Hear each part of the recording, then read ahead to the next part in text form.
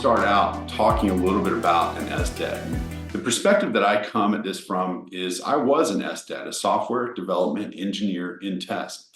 I also did software engineering for quite a few years. I managed software teams. I've helped consult with teams and help executives set up plans for teams to move forward with test automation and continuous integration, all these things for many years. But a software development engineer in test, just to go back and walk through this again, is a person who specializes in writing software for the testing world. So they're helping to support testers. They're helping to support software engineers make more testable software so that it can be higher quality, so that we can automate tests, so that we can do lots of different things. But in general, it's to support testing, to make testing better. So that's what a software development engineer in test is there for, their main reason. We've got a few other parts of that here. And once again, like I said, I've got more information out there, but here are a few of the things they do. More information, like I said, is on my blog, beaufortfairmont.com/blog. I wrote up some answers to questions you all had before, so there's more than one answer there, not just the one that I mentioned. But let's talk about, where do SDETs come from? How do we get them, right? So with just about anything in software, when you go out to do something new, you have the choice to either buy or build, right? And some companies do this one way and some companies do this the other. I know that locally here in North Carolina, we've got a great privately owned company called SAS, but they build everything. Everything they do, every piece of software they need, they build it in-house. And then I've worked with other companies who go and they buy everything, every piece of software that they need. So I use that metaphor to talk about, how do we get SDETs? Of course, we don't buy people, we don't buy them, but maybe a nicer word is acquire, right? And really what we're saying is hire. How do we hire these folks? So you can either hire them or you can nurture them, right? So when we go to acquire a person, when we go to hire a person for this SDET role, there are kind of pros and cons to this approach. If you're going to take the approach of hiring people, you have a few benefits. One of the great benefits is you can find experienced people. So there are people out there all over the place who have done test automation for many years. They've been software engineers for many years. They've got the experience in testing that you need right along with that. And you can go find those out there. Today is probably the greatest time I've seen in at least 15 years for being able to go out and find great people. It's just a rich market. There are tons and tons of people out there available right now that you can go and hire. So you can find experienced people. You can get external knowledge. So this is one of the things that when we hire, we don't often think about, but the fact that if there's a skill set that your company is missing, that your team is missing, you can go out and hire for it and bring that skill set in that way, along with external knowledge. So it's not just that skill set. There might be solutions to problems that individual has, and approaches to doing testing better, approaches to doing software engineering better that individual has. So all that external knowledge is a plus as well. You know, giving somebody a fresh start can be such a great thing. You know, I think about the folks that I've hired that, boy, they were their last career, whatever their last career move was, it just didn't quite work. All they really needed was a fresh start. So giving that to that individual and getting it for your team too.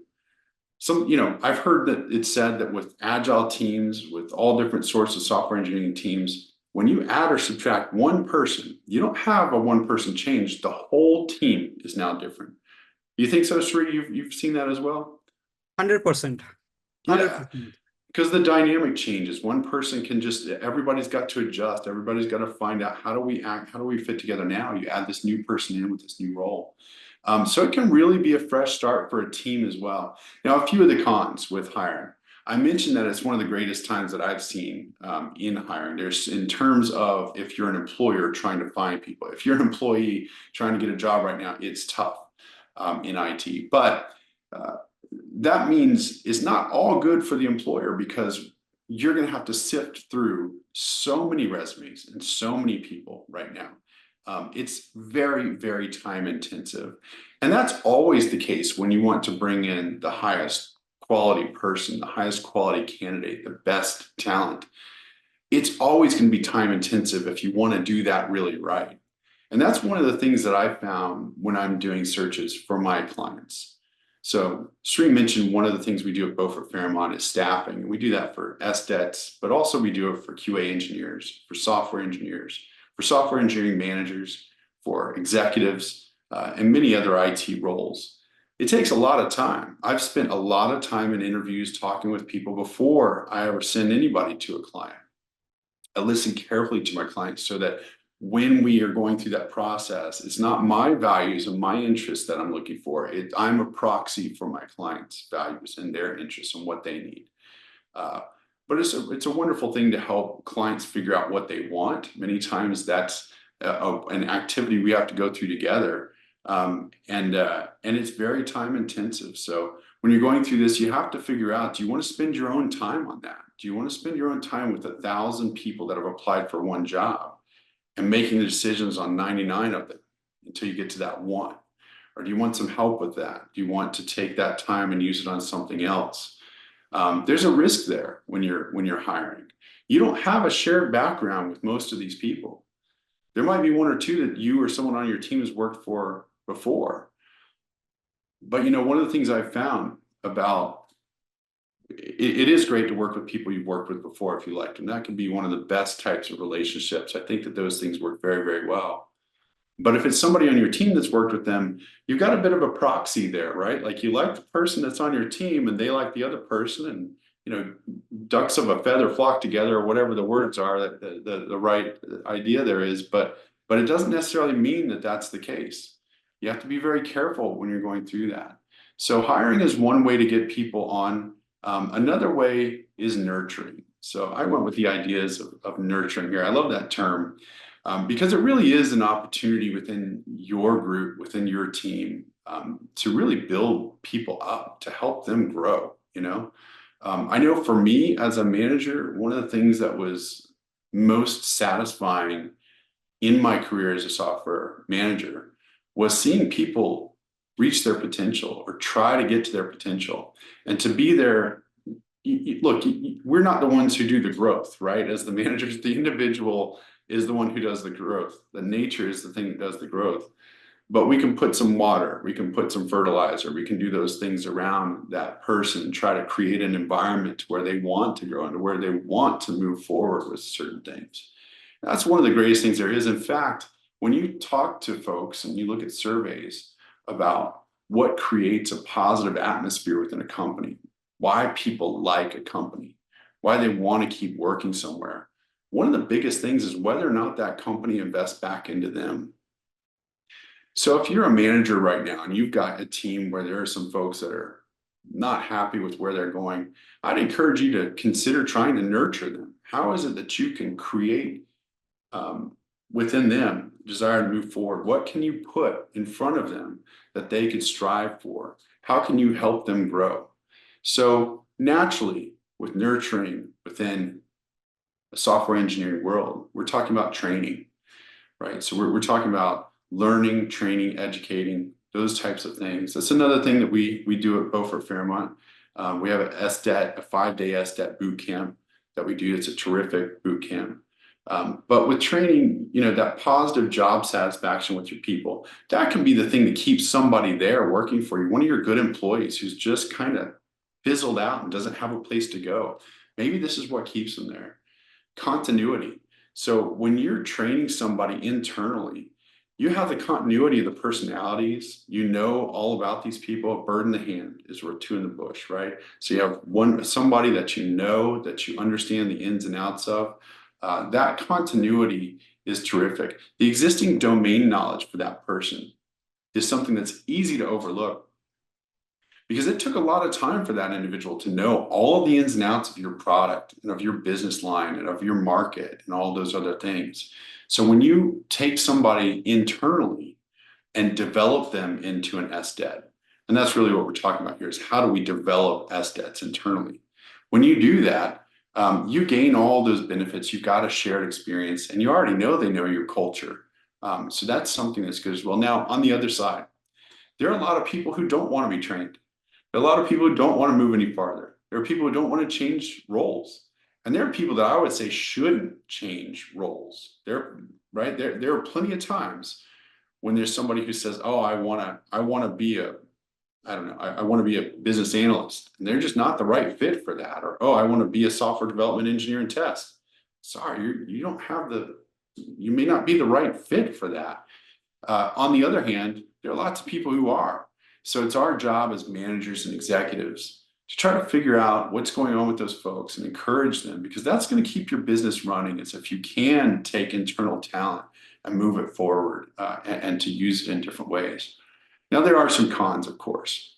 You got to make sure, like I was just saying, that the base skills exist in this individual to do this new job of software development, engineering, test. There's a cost for training, of course there is. There's an investment of time and investment in a plan. This is one of the things a lot of people miss. They want to go and buy training, do a 5-day SDET course, and boom, on the other end, I've got my SDETs, right? But unfortunately, that's not how it works. It's not how it works at all. They've got to be in a place where they're ready to consume that information to begin with. 5-day SDET course isn't something that you can just come off the street and do. You've already got to have some programming skills. You've already got to have an understanding of the language. You have to have an understanding of concepts like APIs and many other things, what a test is, how testing works, what testing is supposed to do, what automated testing does, that it's actually about determining change within a system. You have to have those things in place first. And then afterwards, you have to have a certain level of experience in order to truly be a software development engineer and test. So there has to be a plan in place. And this is something I love working with my clients on. And the best clients I've had, they sit down and they come to me and they say, this is what we think our plan is going to be. We've got people that are interested. We've found the people who are interested. We've helped people figure out if this is the right role for them. We've got them ready to go. We want you to come in and do this training. And this is what our plan looks like. What do you think? Because I've seen a lot of those plans and I've seen them work and not work. And it does help to have another set of eyes on that.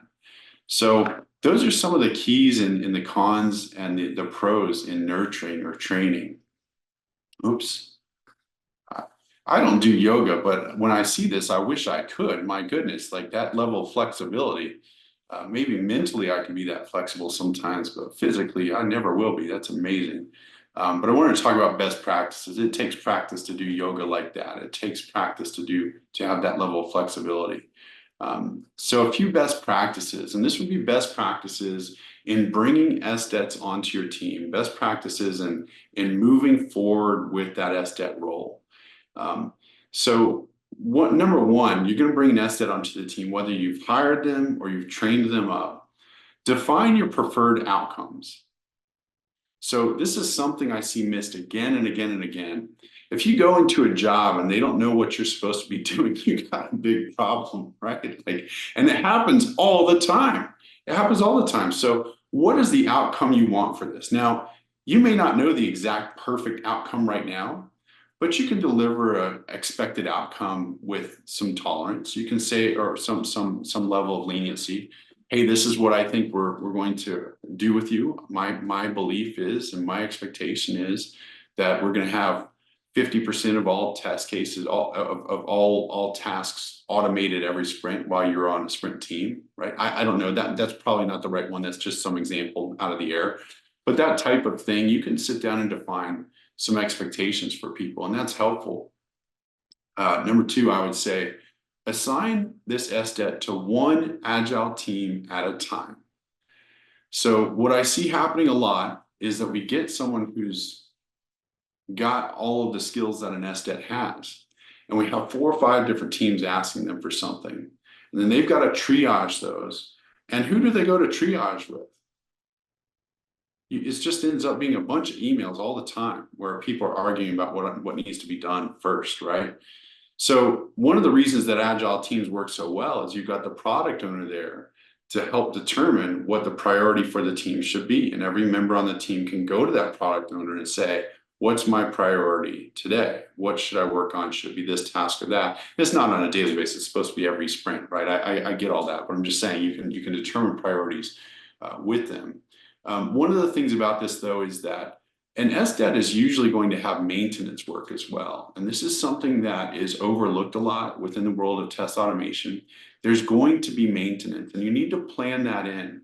So when you look at best practices for maintenance teams that do agile methodologies, that use agile practices, that's where you're going to find some best practices for this as well. My suggestion, what I've seen work best, is to have a lower target utilization on these folks than you would for other folks on the team.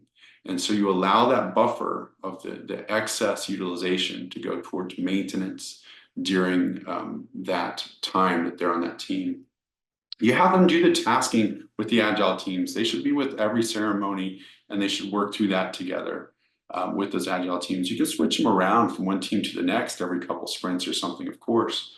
But that's also helpful. One of the things that I've seen work best for SDETs in general and for moving test automation forward within organizations is to create cross-team learning.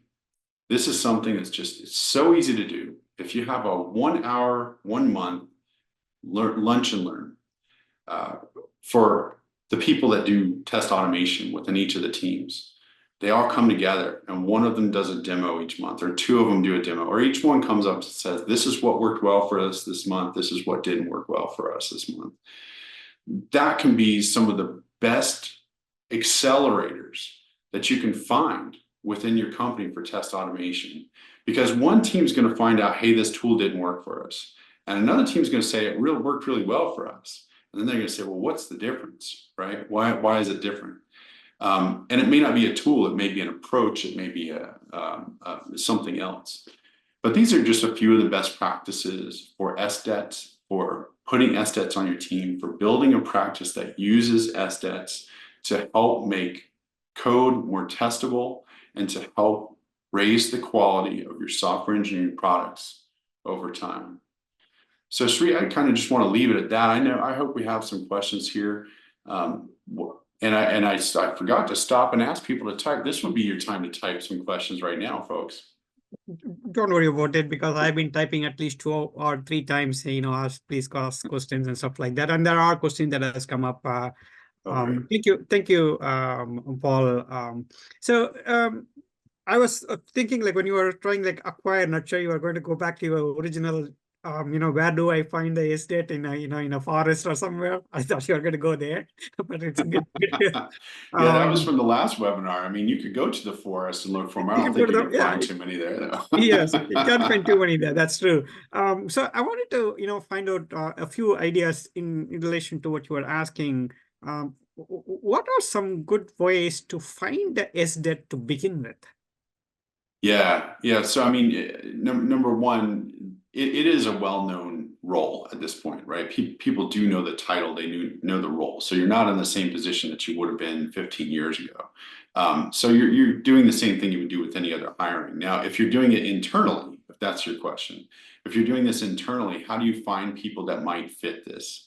Well, usually you have kind of 2 career paths that work through this. One is you've got software engineers who are good software engineers. You don't want to take the ones who aren't good at software engineering and make them SDETs, but the ones who are good at software engineering, and see if they have a propensity for testing. See if they're interested in the testing space and if they like working with software that helps testing, because that's really what an SDET is a software engineer that's focus is testing, not necessarily building the product. So that's one way to do it, is to find your software engineers internally. You talk to them. The other would be usually QA engineers. So you've got somebody in QA who's shown really good skills with writing code, with working with databases, with understanding APIs. This is the person, you've got some problem that's a technical problem and they have the answer, or they want to go find it. You can't stop them from going to find it, right? Like, they're always going to dig in, they're going to code an answer. They just naturally want to do that. What doesn't work is taking all of your testers and saying, now you have to code. That doesn't work. So those are my 2 answers. I hope that helps. Yes, definitely. So on the same trend, when you are hiring for an SDET role, acquiring or nurturing, in both cases, what types of question do you ask an SDET? Yeah, so I think this is one where you don't have the same answer for these two things, right? So if you're hiring somebody for an SDET role, you're expecting them. So if you're hiring someone for an SDET role, number one, they have to have a background in coding. They have to have some level of experience with coding or interest in it. So typical coding questions come to mind. Okay. Now, a lot of people don't like doing coding interviews. I totally get it. I hated it when I had to do it. And then at a certain point, I realized that was a big part of my career. And if I was going to continue being a software engineer, part of that game is learning how to do those interview questions. It's true. So I sat down and I learned. I got books and I worked on it until I could answer the questions, until I could code with them, until I could code those questions and think through the interviews. People hate that stuff, but it's usually because they're not prepared for it. It's just the simple truth. I know that it's uncomfortable and that people don't like it, but if you're going to hire somebody for a coding position, they have to know how to code. So one way to do that is coding interviews. I try to make them as comfortable as I possibly can when I do those. I try to sit down with the person. I like to partner up with them and to try to work through it with them together if they're open to that. I think that that's a better way to do things than just having them type in front of me. A lot of people aren't open to that, and that's okay too.